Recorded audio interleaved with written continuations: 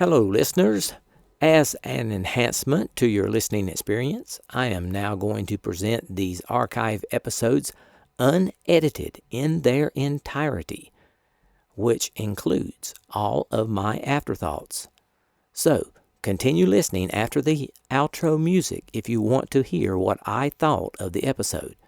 And if you are enjoying the podcast, please support it by going to the homepage, spacerockethistory.com, and clicking on the orange donate button or the Patreon link. And now I can also accept Zelle and Venmo. Just use my email address, spacerockethistory@gmail.com. Thanks. We choose to go to the moon in this decade and do the other things, not because they are easy, but because they are hard. Godspeed, John Glenn. Roger, 0G, and I feel fine. Getting my feet out. Okay, I'm out. How does it feel for the United States to be the new record holder? At last, huh? When that baby lights, there's no doubt about it. Liftoff. We have a liftoff. 32 minutes past the hour. Liftoff on Apollo 11. Listen, Tranquility Base here. The Eagle has landed. That's one small step for man, one giant leap for mankind.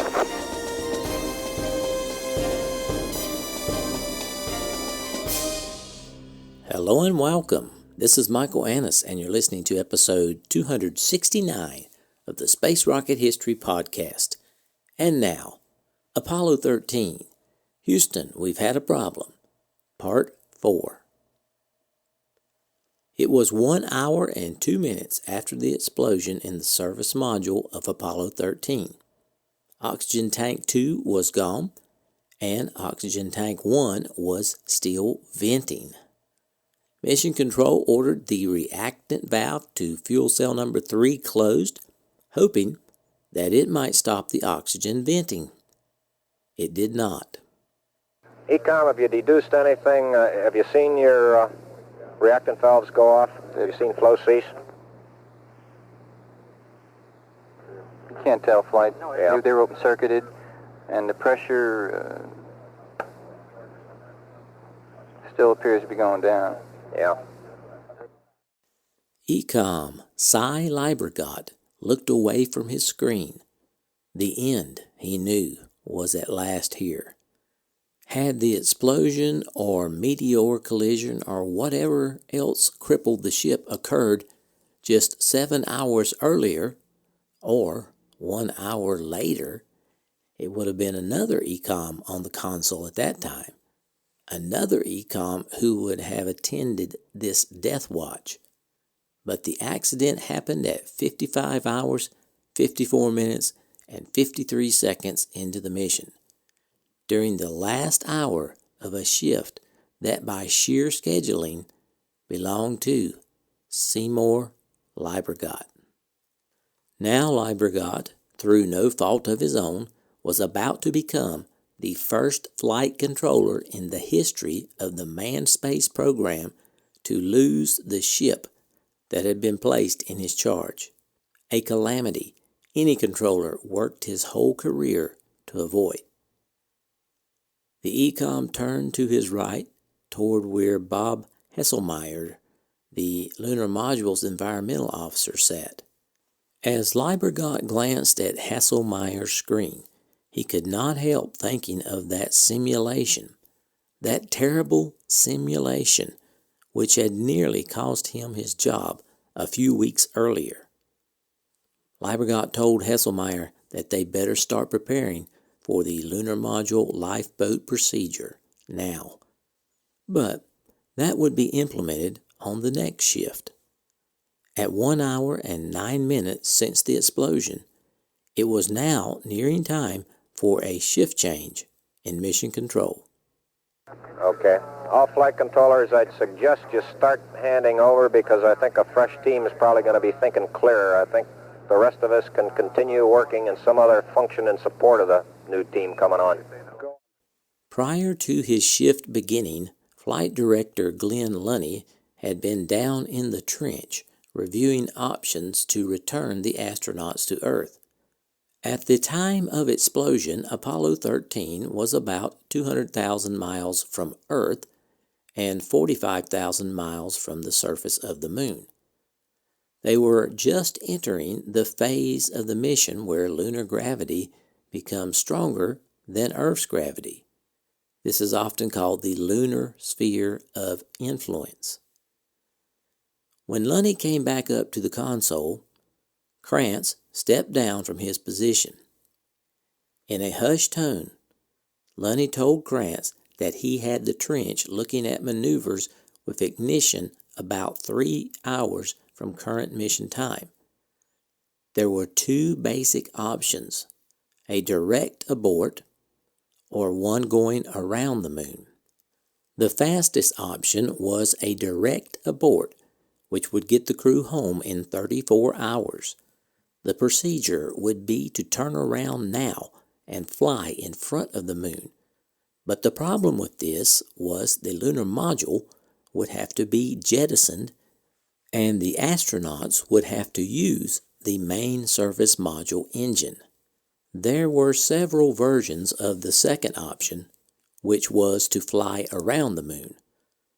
The best version would take 2 days longer, but they didn't have to use the main surface module engine at all, and they could keep the lunar module. The problem with this was the lunar module was good for 2 crewmen for 2 days.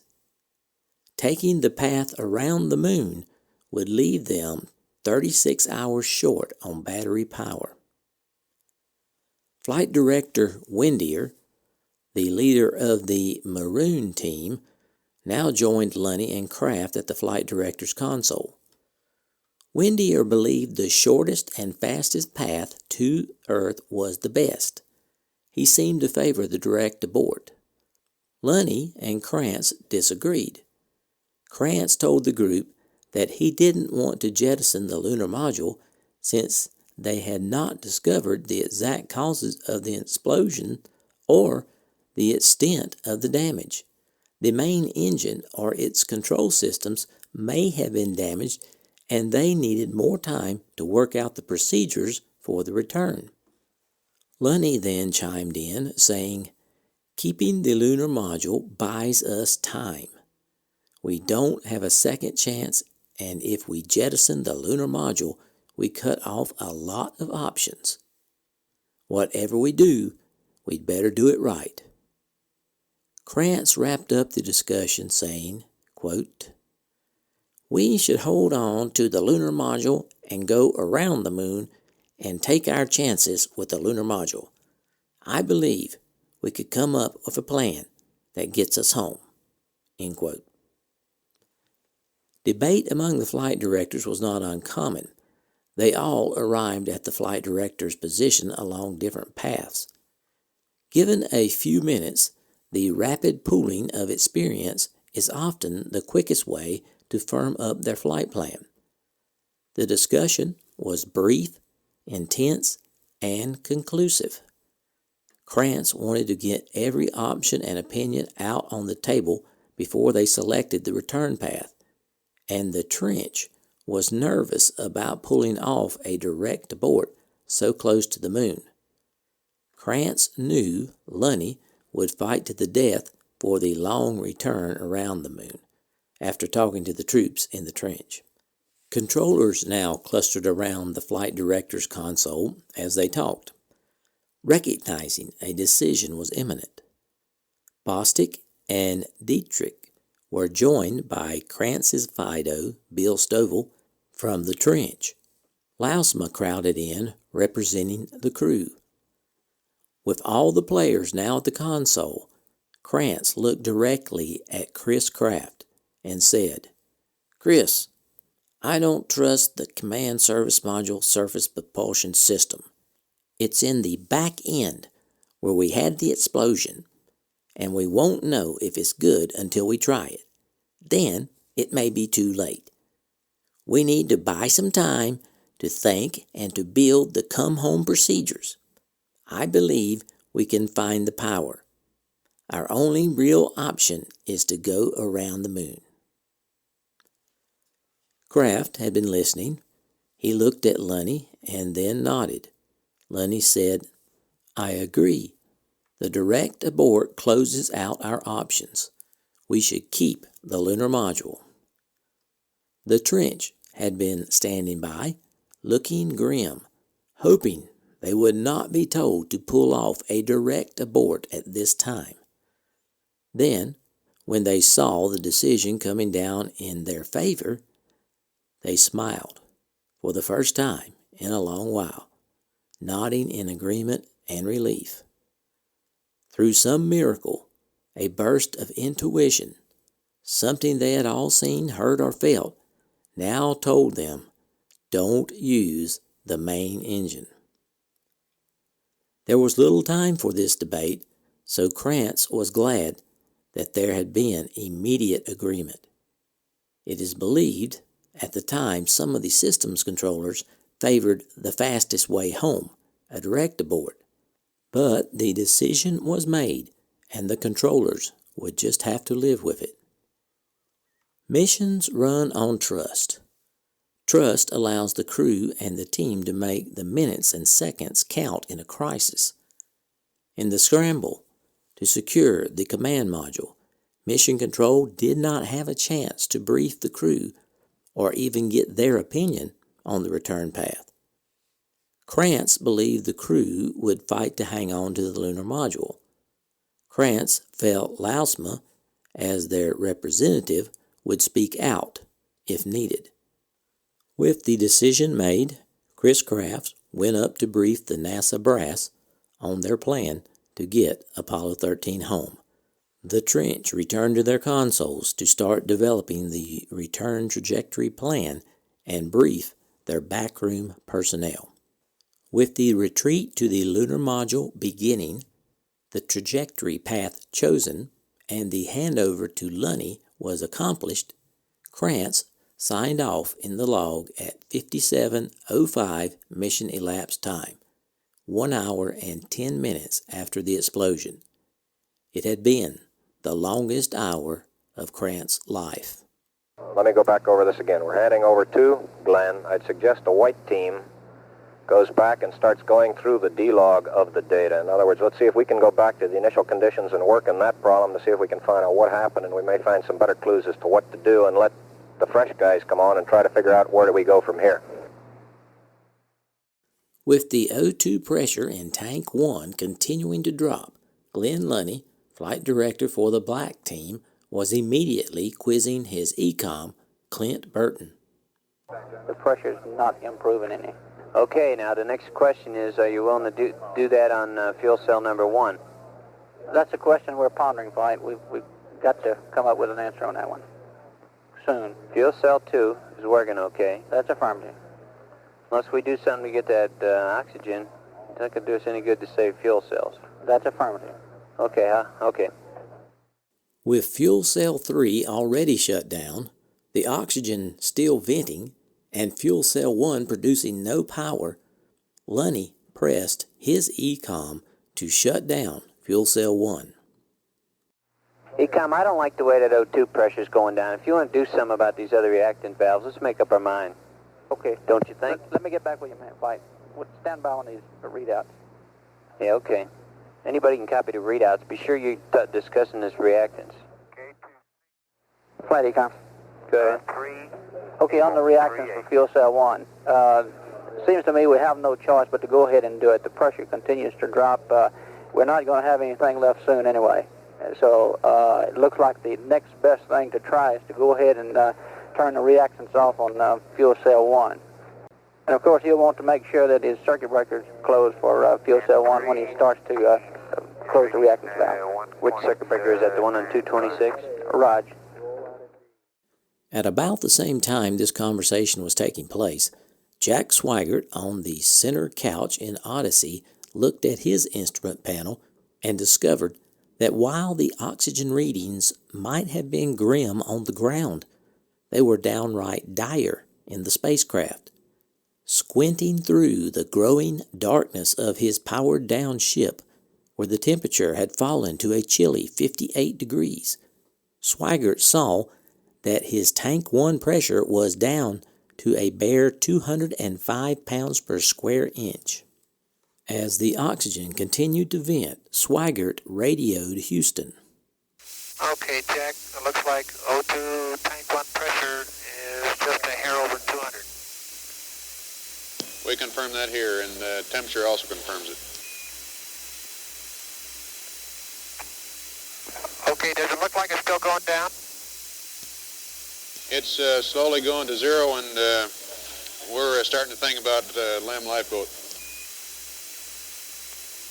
Yeah, that's what we're thinking about too.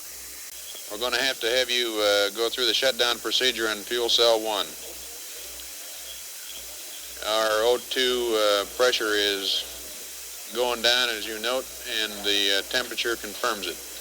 Okay, Jack, we're proceeding with the shutdown procedure for fuel cell 1. And 13 Houston, we'd like you to isolate the repress package, please. Okay. Isolate the repress package, Roger. I can confirm repress package is off. Roger, so now you've got the repress package and the surge tank isolated. Is that affirmed? That is Charlie. Okay, 13, we verify that we want you to close down, shut down fuel cell 1, close the reax valve. Roger, okay. Fuel cell 1, close the reax valve. Fuel reax valve on fuel cell 1 is closed.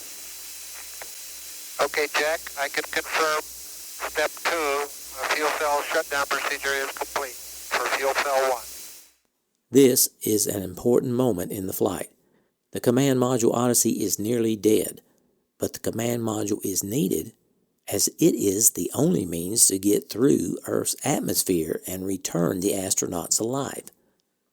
They have already secured the oxygen they'll need for re-entry by isolating 2 small tanks in the command module, the repress package and the surge tank. They will also need to secure battery power for that re-entry. With an okay to abandon ship at last granted by the ground, the crew wasted no time in getting started.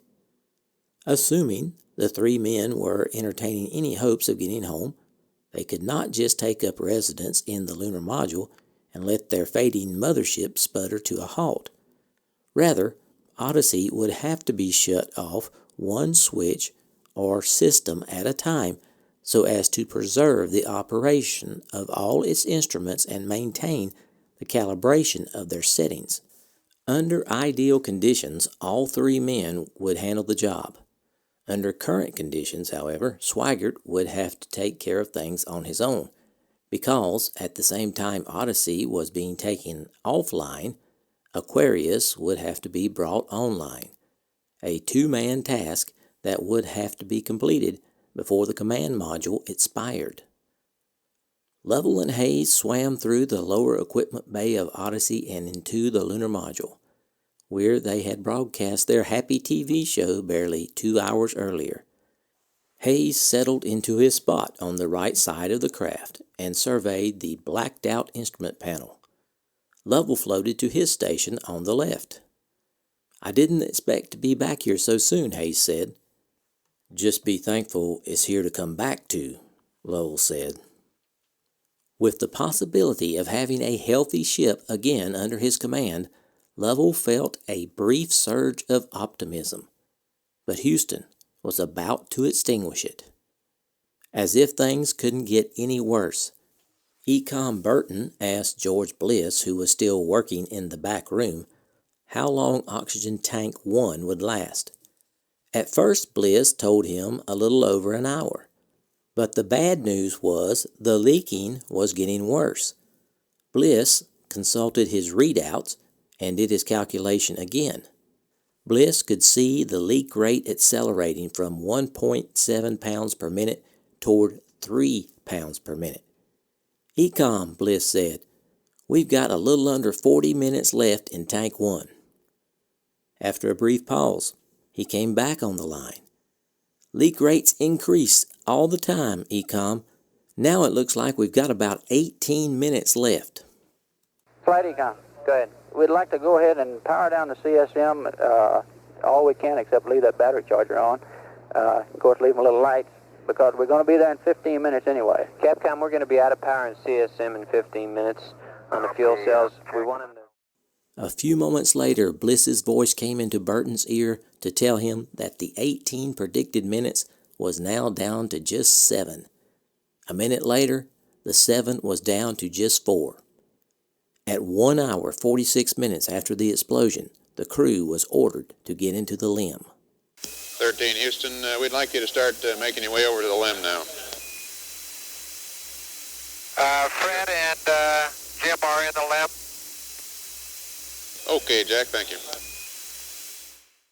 Swigert heard Lousma's command, but was not inclined to act on it immediately. He knew he could live for at least a little while on the ambient air left in the command module cockpit, and he was not about to leave without completing his power down. He responded to Lousma non-responsively. Fred and Jim are in the limb already, he said. As Swigert raced through his power down, Lovell and Hayes worked to bring the limb to life. The first order of business was its guidance platform. Aquarius was equipped with a 3-gimbal guidance system that was essentially identical to Odyssey's. Before the platform could be used, the power-up protocol called for the command module pilot, Swigert, to note the orientation and coordinates of the guidance platform in the command module and shout them through the tunnel to the commander in the lunar module. The commander would then perform some quick conversion computations on each coordinate to reflect the slightly different orientations of the lunar module and the command module, and then type the converted numbers into the lunar module's computer. If the calculations weren't made and the numbers weren't typed in before Odyssey lost all its power, the information in its computer would be lost forever. Racing against the dying tank, Lovell tore a blank sheet of paper out of a flight plan and fished a pen out of the upper arm pocket of his flight suit. Interrupting Swigert and Lousma as they volleyed power down data to each other, Lovell requested the first few guidance coordinates and Swigert hurriedly complied. But as the commander copied the numbers onto his scratch paper and prepared to perform the necessary calculations, he was seized by a momentary and unaccustomed uncertainty. Could he perform the calculations properly? Would his ciphering be correct? With the clock ticking down and so much riding on these rudimentary calculations, Lovell all at once found himself doubting his ability to add and subtract. So Lovell asked Houston to check his math. Okay, I want you to double check my arithmetic to make sure we got a good course of line. Roll cal angle was -2 degrees. Command module angles were 355, 57, 167, 78, 351, 87. Okay, Jim, we copy the roll cal at -2.0. Command module is 355.57, 167.78, 351.87. Okay, Jack, thank you. And Aquarius, your arithmetic looks good on the course of line there. Upon Houston's approval, Lovell signaled Hayes to enter the numbers into the computer, got the remaining coordinates from Swigert, and for the next few minutes, the crew worked frantically, flipping toggle switches and circuit breakers and turning every other knob and dial necessary to reconfigure the twin spacecraft. The process was a chaotic one, with the ground shouting instructions up to the astronauts, the crew shouting questions down, and both sets of transmissions often colliding on the air, conveying no useful information in either direction. Glenn Lunny, briefly lost in all the clashing babble, inadvertently ordered that the attitude control jets be powered down in Odyssey before the corresponding jets could be powered up in Aquarius. And, for one fleeting moment, Aquarius was in danger of tumbling into gimbal lock. Finally, however, the twin craft were ready, and Lovell informed Houston. Go ahead, Aquarius. Okay, Odyssey is completely powered down now, according to the procedure that you track. Roger, we copy. That's where we want to be, Jim. In the dark, quiet Odyssey, Swaggart took a lingering look around. Then he drifted through the tunnel from the rapidly chilling Odyssey to the slowly warming Aquarius and floated down between Lovell and Hayes. "It's up to you now," he said. Sitting at the flight director's console, Glenn Lunny allowed himself a moment of relief, but only a brief one. His crew had just transferred themselves from a ship in which they were certain not to survive the next few minutes to one in which they were likely not to survive the next few days. The improvement was real, he knew, but ultimately academic. What concerned Lunny most at the moment was not the limb's life support capability. The oxygen, water, and power aboard the ship either would or wouldn't be sufficient to sustain the three men for the time needed for a trip back to Earth. But it would take a while for that problem to play itself out. What concerned Lunny now was the trajectory the ship was following. It was 2 hours, 45 minutes since the explosion.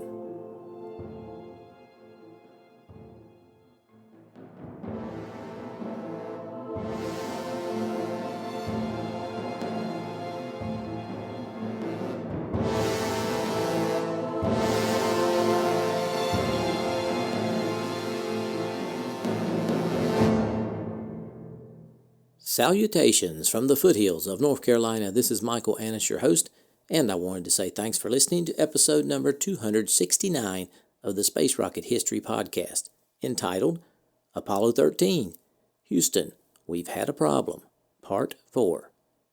I hope you enjoyed this episode. It was a pleasure to bring it to you. I want to give a big shout out to all my longtime listeners. Thanks for staying subscribed, and extend a warm welcome to my new listeners. I'm glad you're here. Want to announce again that the last 50 episodes are now available on Spotify. So if you're a user of Spotify, check that out. Are you looking for old episodes of the podcast? Episodes 1 through 83 are available on iTunes, Google Play, and all your favorite podcatchers.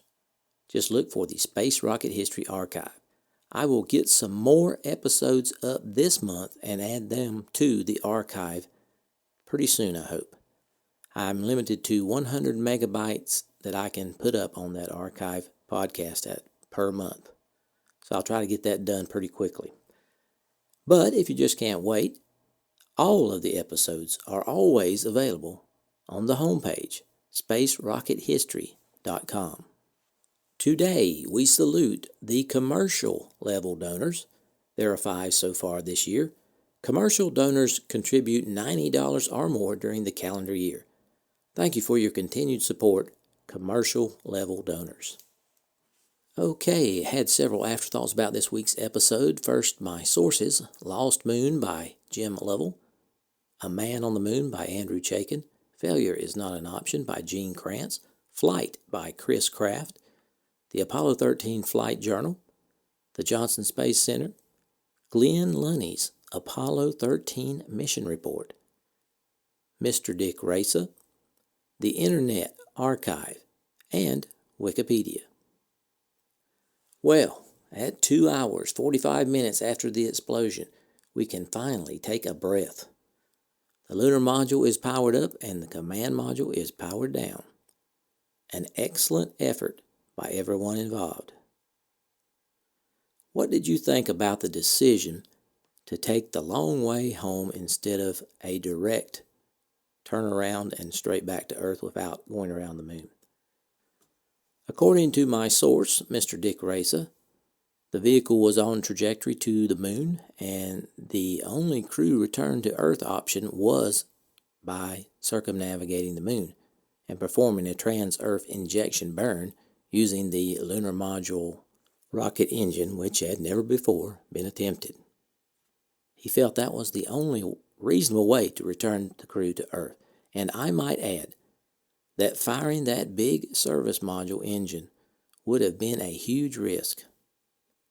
I have no doubt that The correct decision was to go around the moon. And it was pretty nice how they could all make that decision while standing at the flight director's console and not go through a huge meeting. Okay, I posted some pictures and the audio for this episode on my homepage, spacerockethistory.com. I hope you check that out. We were very pleased to receive 10 donations to support the podcast over the past week. Mark U. from South Dakota sent in another donation this year and moved up to the Salyut Skylab level with rocket emoji. Scott H. from Washington sent in another donation this year and moved to the Salyut Skylab level. Graham W. from Dublin, Ireland, donated at the Mercury level. Martin K. donated at the Mercury level and earned his moon emoji. Nicholas A. donated at the Vostok level. Richard H. donated at the Vostok level. Nick M. donated at the Sputnik level. Richard C. pledged on Patreon at the Apollo level. Nick Fan pledged on Patreon at the Mercury level. And Patrick N. pledged on Patreon at the Vostok level and earned his rocket emoji. Well, during the dog days of summer, we managed to lose 3 Patreons over the past month, transition from August to September. Our Patreon donors are now at 183, with a goal of reaching 218 by the end of the year. Our total donors for 2018 have reached 330, with a goal of reaching 418 in 2018. August did turn out to be the second lowest funded month of 2018 by $2.14. May was the third lowest, and April was the lowest funded month so far this year. Now, ironically, August had the highest number of downloads all year. So that's kind of makes you think, doesn't it? For those of you who enjoy the content provided here and have not donated yet in 2018, please consider supporting the podcast if and only if you are financially able. Keep in mind, Space Rocket History is entirely listener-funded. To support the podcast, go to the homepage at spacerockethistory.com, click on the orange donate button to make a one-time donation or the Patreon link to make small monthly donations. All donors are rewarded with their name on the donors page at the level they choose to donate. For those of you who have already donated for 2018, I certainly appreciate it. This week, we're giving out the new official SRH logo magnet. It is 3 inches in diameter, round, and will stick to most refrigerators. To select the winner, Mrs. SRH gave every 2018 donor a number. She put it in the Google random number generator and got the number for Bruce Wilkinson. Bruce Wilkinson, if you would email me and tell me your address, I will mail this out to you. Okay, folks, that's all I have for this week. I'll try to get episode 270 out by next Thursday. So long for now.